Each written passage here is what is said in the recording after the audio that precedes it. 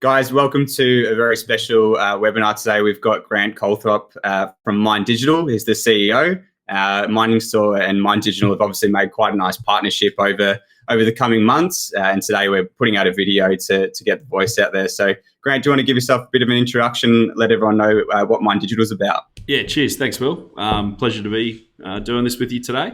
So I stepped into the role of CEO of Mind Digital almost 2 years ago now. So for a while, we were just there setting up, and then as of November 2019, we've launched our crypto to fiat exchange. So at the moment, that's focused upon Aussie dollars and US dollar pricing on Bitcoin, Bitcoin Cash, Ethereum, XRP, and Litecoin.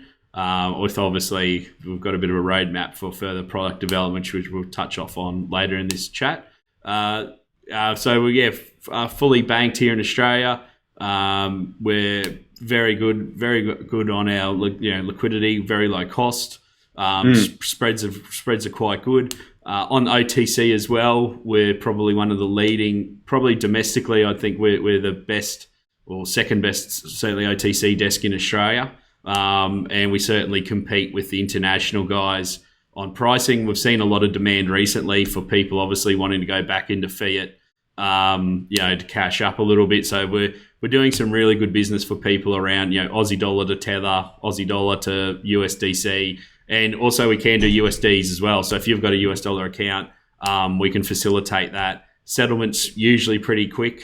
Depending on the size, we can, settle within 24 to 48 hours, almost all trades. So, it's a fairly seamless process.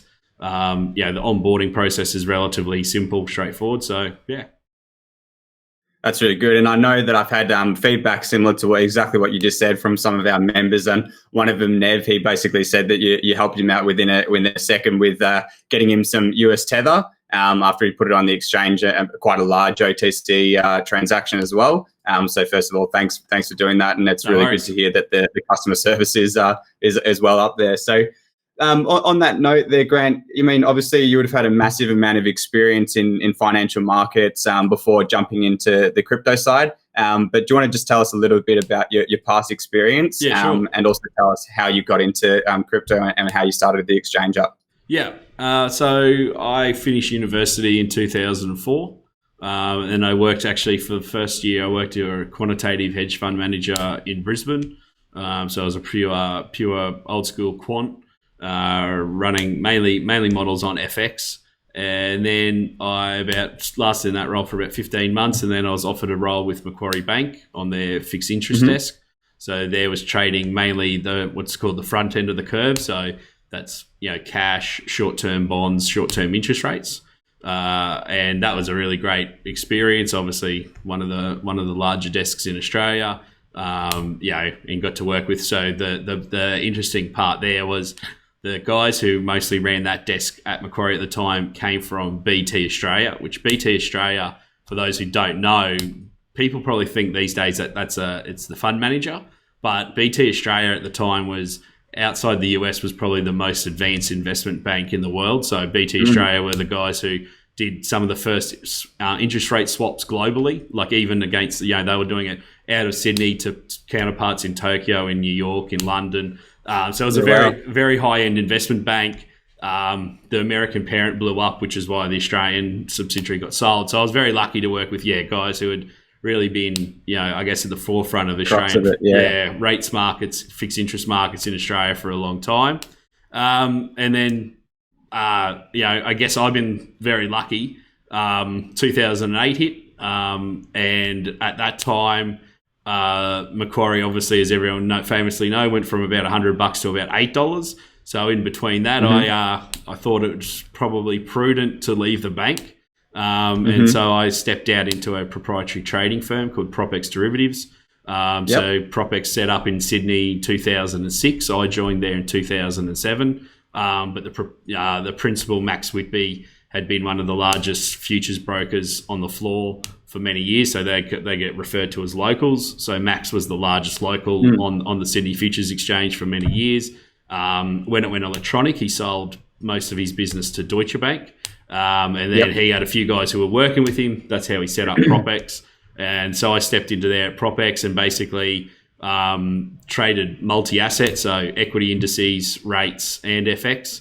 A little bit of commodities as well, but that was my main focus. So started there, got really lucky. Started there in September 2007, just as sort of the GFC was kicking off. So I got to pretty life altering experience to trade.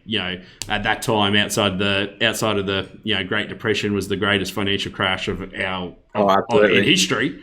So got to do that pretty much at the coalface. And then I stayed there until left at the end of 2012. To be honest, just sort of burnt myself out. The volatility had really started compressing. So obviously 2011 was a big year with the Euro crisis. But 2012 everything had sort of gone quiet, and markets had gotten really tricky. So I thought, I'll just have a bit of time off. And at the time I was doing a PhD part-time at University of New South Wales. So I actually in 2013 went and worked as a lecturer and a researcher for a year back at University of New South Wales. Also worked on my PhD. Then 2014 came around and they'd offered me a full-time lecturing role. And I was sort of just deciding, because if you go down the academic role, you want to really stick in it for, say, 5 to 10 years to get the maximum benefit out of it. And I just wasn't convinced that I wanted to do that. So I sort of, looked around for what roles were there at the time. And I was very lucky, IAG Asset Management. So IAG, for those who don't know, it's an ASX 20 listed company. People don't probably know who IAG is. It basically owns NRMA Insurance and also owns about another 20 insurance brands across Australia. So it's actually the largest, IAG is the largest insurer in Australia. It's bigger than QBE, bigger than Suncorp. So I worked in their asset management. So basically the crux of that is it's really simple. You pay your insurance premiums and someone's got to manage that money to make sure when you make a claim that there's enough money to pay out all those claims. So I was in that team there and mainly focused, given my background, mainly focused on alternative investments. So that would cover, we'd go off and invest in different types of hedge funds, different types of direct assets, so direct lending, direct credit, direct property, and then also myself and another guy were the main guys who used to do a process that was very popular in the late 90s, early noughties called tactical asset allocation. To make that in plain speak for everyone, who might not know what that is, it's basically just market timing. So what it is, it's like, do you think equities are overvalued or undervalued versus bonds? And so we'd make recommendations of, the portfolio at the moment is 50% in equities, 50% in bonds. Should we change that allocation? Absolutely. And you use a lot of basically a lot of statistical modeling around that, around expected returns, expected volatility, expected correlation. And then I guess the last part I did there was, given my other previous experience, was I was pretty much the head of execution. So I traded most of the positions that need to be traded in the portfolio. So whether or not that be swaps, futures, options, cash equities, FX, cash bonds, pretty much I was the main point guy on that with another fellow. We sort of shared the responsibility for that. And then it got to a very good friend of mine introduced me to some guys who have made some pretty serious investments into crypto. And that was right at the start of 2018. And to be honest, I'd had a really good run at IAG, and things were going really well there. But unfortunately, the CIO, who I'd really had a very good relationship with, he'd sort of earmarked that he was going to retire in the second half of 2018. And I just looked at the writing on the wall. I was like, this is just not going to be the same. It's not going to be as good a place to work as it was. Sure. So I'd sort of started putting the feelers out over what opportunities were obviously on the horizon. By that stage, I'd already been in crypto for 2 years and just got super lucky. Got this introduction to Dr. Kevin Sun, who's our main backer of Mind Digital at the moment. I got an introduction to Kevin. The guys who introduced us had sort of said, Grant's sort of throwing around some ideas around in the crypto space. Kevin, you might be really interested in it. He's like, love to hear ideas all the time. So he said, basically put together a pitch deck, put together a proposal, sent that over to him. And obviously we sort of mapped out the idea of what Mind Digital is, which obviously we've led off with an exchange so far, but I think ultimately we want to be a multifaceted, basically a financial services company that operates in crypto, but that offers us multiple services. So yeah, we sort of tied that down by September 18. I resigned then, took a couple of months off, did some cool things, like went over to New York for a week, went to LA, went to Blockchain Week in LA for a week, did a whole bunch of other conferences in that period, and then sort of pretty much really from January 2019 started as full-time at Mind Digital. And then obviously, we sort of, for the first part of 19, spent the time setting up, getting the tech ready for the exchange. As I said, we launched that in October, November 19, and then here we are, mate. But other than that, I've been financial markets. I've been trading personally. Pretty much how I got into the reason why I went into a quantitative hedge fund was because third and fourth year. So I was a guy who thought doing more study was a great idea. So I did 5 years at undergrad. But by about fourth year, I sort of was doing night packing at Woolies, saving away me little pennies, and then having a punt on the stock market. In fourth year. So good. By the time I got to fifth year in honours and that, I was like, this is definitely something I'm really interested in. So, freaking just turned 38. So now I've, racked up pretty much 20 years in markets. And I mean, it comes through really clearly, like the first time I met yourself, your wealth of knowledge of all areas of the industry. It's not just the crypto market that you know about, it's the equities market and the amount of people that you know within the industry too. It's probably one of the best things about having you in the network. So, I mean, I obviously love that, there's a lot of people that are smarts out there, but they don't go to the blockchain events or they don't do presentations or sit on panels. And to have someone like yourself in the space who's quite an advocate, I guess, and really wants to help people out is very, very good contribution to the space there, Grant. So thanks. No, not a problem. So I mean, what I might get you to run through now is, we're kind of up to where you've got to, how you've got to starting up Mind Digital. If you want to just tell us a little bit about your experiences maybe with other exchanges and what you wanted to change or what made you kind of, I'm going to make a difference in this space and how does Mind Digital show that? Yeah. So I guess probably like a lot of guys, my early experience. So as I said, I sort of really got became really aware of Bitcoin, I'd say in 2011, which is the Euro crisis. But quite honestly, I think we attempted to try to buy a few Bitcoins off someone in a forum and it went up 5 times. And I remember thinking, we were just trading at that point, like thinking, well, the trade's over, and then forgot about it for a number of years. I remember very early on, a good friend of mine who got me really back into Bitcoin in 2016 and 2013, we ran some numbers on buying a pretty big rig setup. I think we looked at like buying 50 grand, 50 US worth of rigs. Nice. And the main impediment there was like, I remember we went to put the down, they're like, well, you basically got to send us a 50% deposit and then it's a 6-month waiting period. And we're like, they're just going to run away with your money. So we gave them. Early times like that, you wouldn't. Yeah. And that was when, because we'd looked at it, because that was been when it had that big run up, 13, 14, where it got up to about $1,000 and then come all the way back to 200. And that's when we're looking at it. We're like, well, payback period's a year. As long as if this thing goes back up to all-time highs, like we never thought it'd go as far as it's gone. You're thinking, it's still that's a good investment, but it's just unfortunately the waiting periods were too long. So as I said, we sort of I really gave that a miss. And then, as I said, fast forward to 2016, and it was like, well, you got to get fiat money into these into these venues. And to be honest, I'd signed up at BTC Markets, I signed up at IR, but the limits were so small, and I couldn't be bothered. I didn't want to have to ring them, and especially I was still at work, so you don't want to have to ring people at work and they can hear you talk about crypto. So, so my first one was I signed up to Kraken because they had still that was before they lost their US dollar SWIFT banking.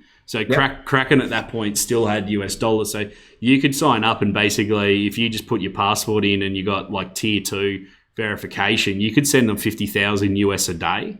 So I remember, so I remember I went down to CBA, gave them the instructions, they did the SWIFT, And then like 3 days later, it's still not there. I'm like, oh fuck, that's it. Yeah, Oh, no. it's gone. And then I got CBA, like they can do the investigation. They did that, blah blah blah. And lo and behold, about 2 days later, it went through. And then I sent some more test ones after that, and it was all good. And obviously that become then my main fiat rail. So what I would do is I just use Oz Forex. I just do a FX trade. They're pretty reasonable. Like they're 40 to 50 pips, which is not too bad. About 1%. Do Oz Forex and then just swift it over to Kraken. So for a long time, actually, I wasn't really even using the domestic guys at all. And then when we had that big thing where the Aussie Bitcoin was trading like 10-12% over US dollars. Obviously, everyone was trying to jump on that. So, that's really when I started using IR and BTC markets more. I guess the main thing that really came to me was, and full disclaimer, I know the independent reserve guys pretty well, is the fact of the matter is, and the guys say this, that they've not really made UX updates, changes, improvements because they are security focused is their main focus, and they're obviously very comfortable that the platform's secure, which it is. I mean, to their credit, they've never been attacked or hacked. But at the same time, that's a 4-year-old UX, and it's not and it's not really on their radar to improve that. So I saw it very much as the opportunity for Mind Digital was to come in, partner with some really good technology providers. Obviously at the moment, I think our UX is pretty good. When it's another 12 months of improvements are still to come. So I think for people who sign up now, look out and go, well, that's good. Well, hopefully we're going to just make it a lot better for you over the next 12 months. But that was a real thing. Will was just as simple as that, mate. I think we looked around, we looked at BTC markets, we looked at IR. Really competent guys doing a good job, but really hadn't kept pace with what a Coinbase had done, what Kraken had done, those other big Bitstamp, what the other big fiat exchanges had done. They'd sort of not really kept up pace. So that's really what we thought. And then also I looked at it. I know again the IR guys have changed their fees recently. Mainly we think obviously got to do with us sort of coming into the market, but BTC markets and IR before the guys recently changed it. If you're signing up and doing very low volumes, you're paying almost 1%, 80 bips to 1% in fees per trade. Whereas again, I remember the reason why I went to Kraken first off was you were paying, I think back then you're still paying maybe 30 bips, but that's 50 bips better. It doesn't take you long to do many trades, and you've paid for all those Swift fees and all that type of stuff. So, for sure. And the price was better. So, and I guess that was the other thing we looked at. I looked at it and I'm like, well, we can offer to the Australian market a much more compelling fee proposition. I think we can offer better liquidity, which, at the moment we're certainly offering very, very competitive liquidity compared to probably better than IR in line with BTC markets. Our pricing's very good. We tend to actually just be cheaper than those guys. A ridiculous amount since we've kind of moved across. I mean, I used to use BTC markets myself, and then obviously when I got to know started setting up and doing when we buy mining rigs, we always have to pay in BTC. So I started using Mind Digital, but the on ramp that we've been able to save is substantial. And I also, I think one of the main reasons that I've stuck with it is, Australians usually are quite big on customer service and being able to have that, grade A customer service. And there's been times, when Bitcoin was crashing, we had a market capitulation recently. I think I messaged you at about 11 o'clock at night. And so did I know a few of our community members, and you were online there to take a deposit straight away, credit into the account as long as we sent the bank transaction. And it's just things like that you just don't see, particularly from exchanges around the world. I find, usually they're more just you use the interface, you send an email to support, and you might hear back in 24 hours. So I think that's one of the major things I really love about Mind Digital and what the community is loving is that kind of personal relationship. People have made recommendations on things that they would like to be changed, and you've actioned those straight away. It's a massive credit to you guys too. Thanks, mate. And I think from that point of view, it's really got to do with both Matt and myself. So Matt's for those who don't know, Matt Starkey's our COO. very, very much we're used to coming from a background on when you're dealing with institutional brokers on the other side, you expect to be able to ring your broker, rain, hail, or shine. They'll know what orders you're working, what you've been filled on, what else might be going on, what you were thinking of doing. Like, if you just rung them and said, I think Aussie dollar is going to go higher here, so give me a ring if it rallies 30 pips and I'll have a look at the chart. You expect that's just sort of like the environment. Personal relationship. Exactly, and that's the environment we've gotten used to. And we're cognizant. Obviously, that's going to be if we get gigantic, it's going to be very hard to maintain that entire level. But that's why at the moment we're wanting to work towards improving our community communications through. We just started up a Telegram announcement group last week. We're trying to encourage as many people as possible. If you signed up to the exchange, please follow us on Twitter. It's not because we want to send you frigging cat tweets or something like that. It's because we want to put announcements on there to inform you of what's going on, to give you updates and things like that. So it's one and I think ultimately, as we've spoken about, Will, we really want to get to the part where we've got a in-house Mind Digital chat service of some type of form, and and we'll be monitoring that on an active basis, and obviously been trying to help as many clients as possible during that. But I think it's one of those things where we're very keen to be active in the community as much as possible. As you said before, also one of the things I really enjoy doing is going to do the in-person events, getting to meet different people. I mean, for a lot of people, they've come into Bitcoin because by the very definition of what it is, they've come into it via digital. So they've maybe read something online, a friend maybe's recommended them something, they've maybe read a few forums and stuff like that. For them, to the ability to be able to turn up to an event and actually interact with other people and see who's talking and what's being said and things like that, I think it's a really valuable piece that we've still got a long way to go. I mean, it was a great thing this morning. I was reading, Mike Dundas, who's the editor-in-chief of theblock.com, which is a big crypto newsletter, and he was saying, over the last 3 years, he reckons he's lost more Twitter followers from his classical tech friends than he's ever lost for in any other reason. And it's like one of these things. Like, you've still got Silicon Valley, the guys who are the epitome of tech, still really aren't interested in Bitcoin. So if you're the average person on the street and you're actually trying to get your head around this, I mean, you and I might say, well, there's a lot of information online, and there is, but obviously there's it's hard to filter that. Whereas exactly. These meet and greets, whether or not I'm involved in them or not, doesn't much matter. But meet and greets and things like that are still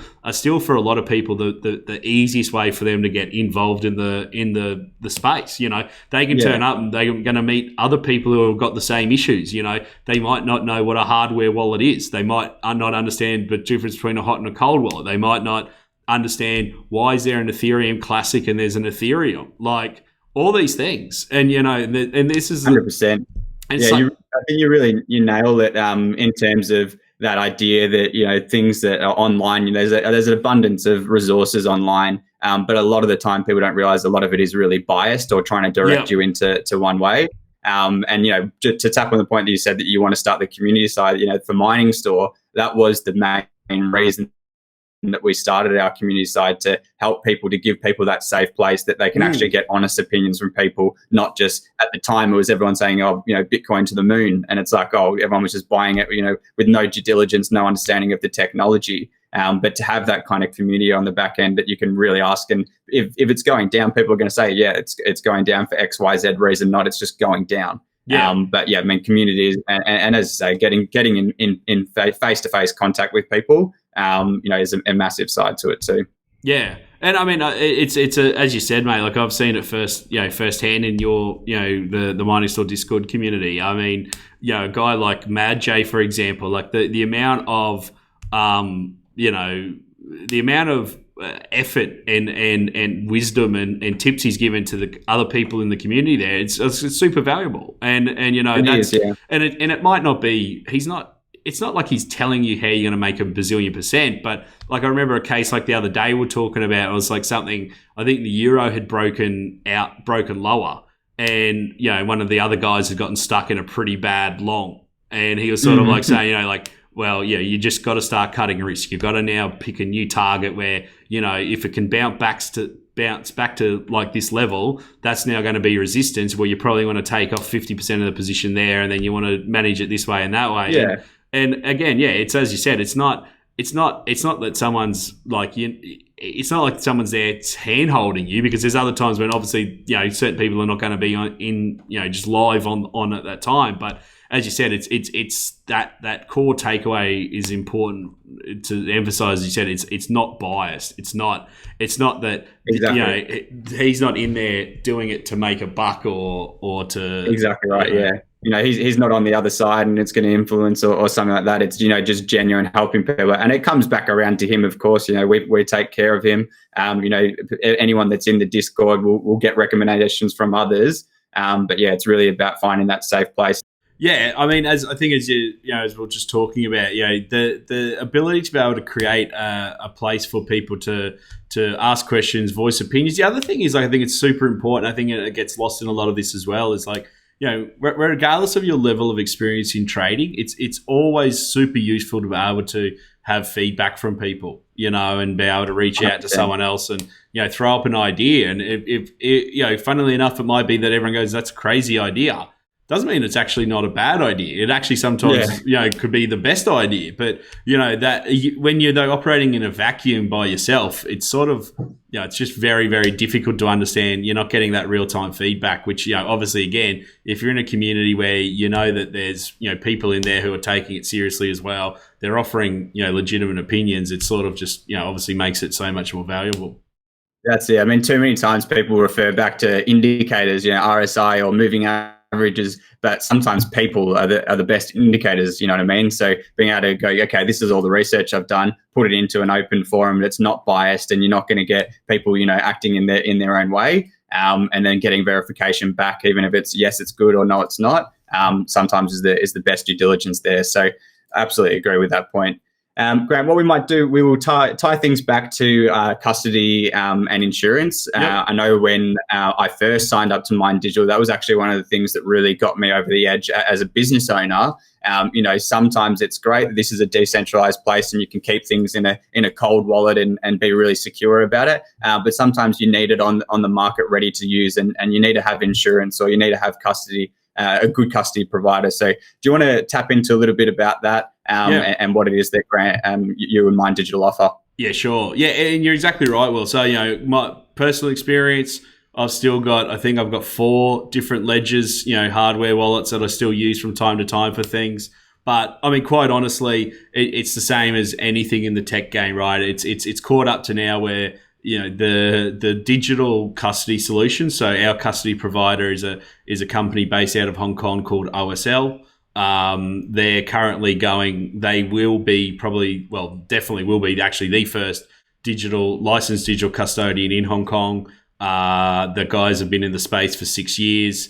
They built some of the first wallets for Bitcoin and for Ethereum as well. The hardware setup on their digital wallets is exceptional. It's in tier 4 data centers in, literally oxygen. It's like James Bond level stuff. Everything's in a Faraday cage.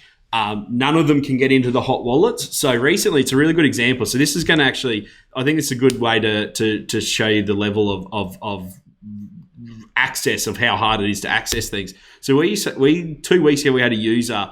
So when you come onto Mind Digital, right, you'll have a thing of where you'll have to put digital assets on, or say, you click on that and it'll give you an address to deposit to, and then vice versa, when you want to take it off, you're going to take it off to your own address. Now, what the user did is they sent it back. They didn't want to take it off exchange. They just changed their mind, and instead of generating a payment in address, they just looked on the blockchain and sent it back to the address it came from. That's a hot wallet. That's a centrally managed OSL hot wallet with a custody provider, which is what they're doing. That's what we're paying them for.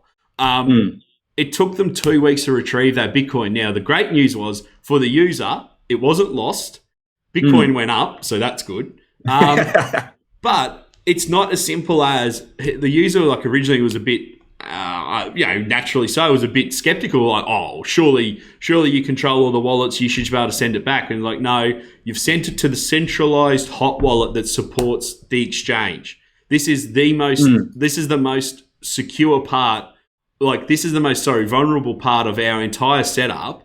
To access it is not just something we flippantly do. I can't just go in there and start sending coins here, there, and everywhere. Like, as I said, the great outcome of it was it all got signed off. But literally the multi-sig process, and given the fact that no one's in the office together at the moment, like to get the multi-sig process done for that to be access the hot wallet was, it took 2 weeks. And they literally sent over all the paperwork of where the CEO signed it, the CTO signed it, their auditor. So they use PwC as an auditor in Hong Kong. The auditor has to sign off on the fact they're accessing the hot wallet. Like, it's that level.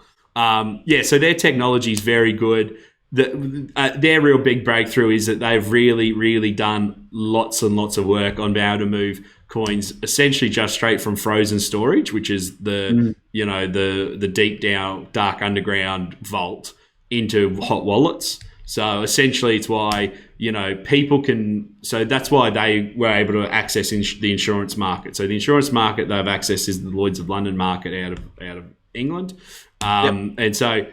And the reason why they did that, the reason why the insurers felt so comfortable working with OSL and granting them the policy was because of that. They could see their level of technology so high level, so advanced, and they'd done so much work on. So essentially users can know that when you come to Mine Digital, for every one Bitcoin you put on exchange, for example, this is metaphorically, it's not your direct holdings, but 0.8 of that, 80% is always held in frozen storage. So even if the hot wallet was compromised, attacked, and emptied, you would have 80% of your holdings on exchange will always be basically protected. That's really good. Yeah.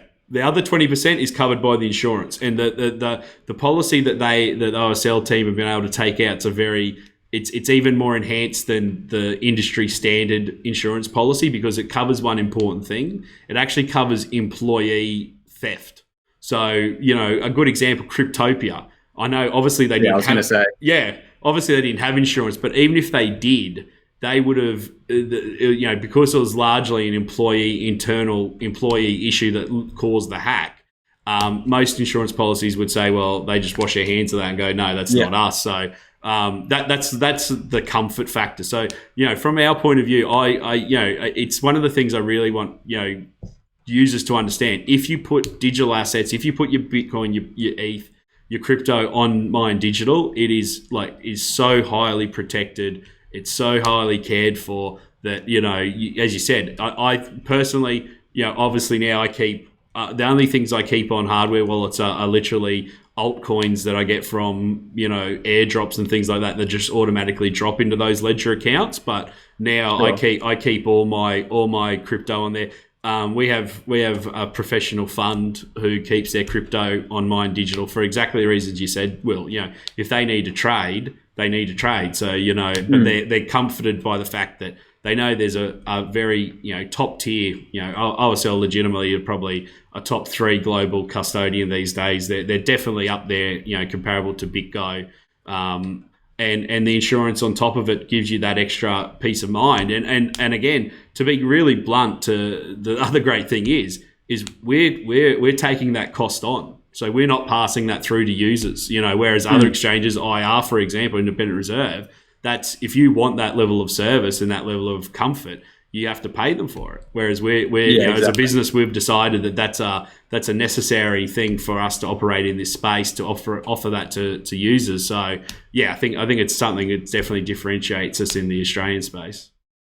100%, and you probably almost don't get enough credit for that, because one of the main things that this space needs is ease of entry. And it's great for some people that know how to use a Trezor and it's easy for them, but a lot of people, it's complicated even turning a computer on, and being able to, just like the banking system, send funds to a place, know that they're in a safe place, know that there's insurance, know that there's customer service. Just like you said, if someone did send it to the wrong wallet and you did own it, that yes, it was a long process, but that's for the good of their own security. And to have that trust in someone or an entity. So really good stuff by Mine Digital there.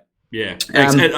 Just quickly on that one as well, mate. Just to before we move off on that, and also all of our Australian dollar bank accounts and US dollar bank accounts are covered by Australian deposit taking institutions. So, they're banks with full, deposit insurance. And then the one offshore bank we use is out of New York state.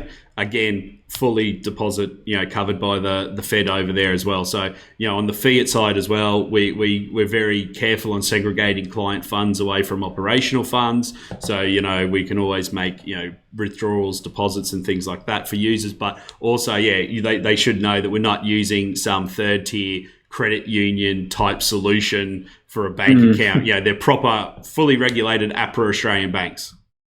Yeah, and credit to you, because no doubt it's costly on your end. There's things that you could have done in a quicker way, and it ultimately that just leads to demise. Though, like Cryptopia, completely going bust and everything that happened there. Yeah. It's really good to see you guys, not trying to cut corners, and just get this to be the best thing for the future. So, great stuff there. Now, obviously, we had our mining store and Mine Digital meetup in Melbourne, which was really awesome. As you said, that face-to-face interaction. I think we all had a really good night, and it was quite a large turnout as well. Yeah, it was great. It's had some people that I'd never met before coming through, and some people that we've interacted with over the Mining Store Discord over the past few years. So that was really great. Now, one of the things that we briefly touched on there was this kind of loan products that we're going to be bringing out. Do you want to just touch on that a bit? I mean, I know people in our mining store community, some of them buy 2 or 3 Bitcoin, and they really just want to hold it for 5 years, but they're not used to not receiving a dividend of some sort on their assets. So do you want to touch a bit on the loan products that are coming? Yeah. And are they accessible right now, I suppose, on the back end? Yeah, absolutely. So I guess we're offering really two broad, very broad products. So one, as you said, Will, is what we're calling essentially is more akin to a term deposit product. So in that way, you would deposit your Ethereum, your Bitcoin. So at the moment on Bitcoin, we'll pay you 6% every 12 months. On your Ethereum, we'll pay you 4.5%. If you want to lock up Tether, we'll pay up to 8.5% on Tethers at the moment. And there'll be, like every term deposit, you can do 3 months, 6 months, 12 months. Those coins go to a insured custodial wallet. So again, you have all the same protections there. So we think, for some users, that's definitely should be an attractive option for them, as you said, especially if you know that, you might say to yourself, okay, I own X Bitcoin, 20% I want to hold until, you've got some kids or whatever, I want to hold until they all turn 18, and then I'm going to give them to them. So, I'm going to keep those for, as you said, 5, 10, 15 years. So, if you can earn an interest rate on it, that's great. To be completely transparent, people ask, well, how can we afford to pay for that? So essentially what we can do is, without having to move the coin, so the coin can sit in the wallet, we have liquidity providers who will give us virtual credit for that on their exchange. Mm-hmm. So they will say that. So I want to make it clear to users that their coins are never being used are never leaving the wallet, and there's no concern for them that there's any that any of these other people ever have any claim on those coins. It's more from a point of view from us. It just makes us look like a much better balance sheet and a stronger exchange to those providers, and they're normally sending credit to us in the traditional fiat market. Rather than in a crypto market, so the volatility is not an issue there. It's more that we're borrowing US dollars from them in the short term market. And then the other longer term, the other product that we're doing, as you said, is crypto backed loans. So that's your traditional concept of where you put up some collateral. In this case, whether Bitcoin, Ethereum at the moment, we're happy to take obviously stable coins, but that's just really you just might as well liquidate that and spend the money. And the beauty of that is it's allowing the users really to go off and use the proceeds of the loan for whatever they please. From our point of view, it's not like you having to go to your local bank and taking out a personal loan and they're going, well, what are you using it for? We want to see, evidence of where it goes. In this case, essentially, the user comes in, we're doing, up to 50-60% LVR. So if you put in $1 of Bitcoin, you can get up to 60 cents back in a loan. The interest rates are very competitive. And essentially, really at the moment, they're mostly either 12 months or 24 months. We can do longer. To be honest, doing longer is more a question, I guess, it's probably more from the user's point of view, where it probably doesn't work as well. But, the 12-month, I think, has been the sweet spot from what the market research we've done on the other providers in this space. It seems to be where people want to use, and it gives you access to immediate cash. So, i.e., good example at the moment is, when Bitcoin recently fell, obviously you want to still hold those Bitcoins, but you might want to go and buy some more, but you don't want to buy it on a leveraged exchange, where you can technically get liquidated. So, okay, you want to come in, you put up your Bitcoin and you take a loan out and you purchase those Bitcoins and you service the loan. And then if Bitcoin recovers, you can either sell portion of that stack to pay the loan off, which is obviously a terrific case, or you service out of your normal income and Bob's your uncle on that side. So then obviously you always maintain the economic upside to the Bitcoin, so or Ethereum. But yeah, so we think to answer your question, Will, at the moment we are it is available. So literally, I've got to do a call this afternoon with probably the person will be our first customer in this aspect. And I don't want to talk on it too much as well, but obviously do your own research. But there is potentially some tax advantages of using the loan mechanism as well. So if you're personally, I book all my trading activity on the revenue account. So if I make money, I have to pay the personal tax rate. But if I lose money, I can claim it directly as less taxable income. But if you account for your holdings and you're trading on the capital account, because it's a loan, you're not actually locking in a liquidated price. So from that point of view, it's not a capital CGT event, which obviously can have some advantages too, which obviously, go see your tax agent for that full advice. But it definitely can be advantageous for people from that point of view as well. 100%. And I think, one of they're unbelievable products. I mean, I haven't seen anyone else really offering them, or anyone that I would trust to engage with that are offering them. So, that's a great thing. But I think it's just having the option there. Like, it's not something that is right for everyone. But, absolutely. There are scenarios there where that is really, really beneficial to me, and it might not be right for someone else, but for that person, it really is. So I know personally I'll be engaging in the loan side. I encourage people that, to consider the options, not to jump into it. I need to take advantage of that, but there will be a time that could really help them. So that's a really awesome thing that's coming out there, Grant. Yeah. Look, I think we'll probably tie things up there, mate. You and I, we could talk for hours and hours and hours. That's for sure, mate. That's for sure. Luckily, people have a bit of time on their hands to listen to these things at the moment, but. Mate, awesome to have a chat, and really, really looking forward to future engagement. Just want to say again, love your input in the Mining Store Discord and having the team in there. And everyone in the Mining Store Discord really loves it as well. I can't say enough how important it is just to have that customer experience if they want to put money in, or if there is a slight issue or they don't understand something, being able to speak to the CEO, being able to speak to your team members is invaluable. So, mate, really looking forward to things to come. Thanks for coming on today, and all the best, mate. Mate, thank you very much. It's been my pleasure. Take care, mate. Cheers, Will. See you, mate. Bye. Bye.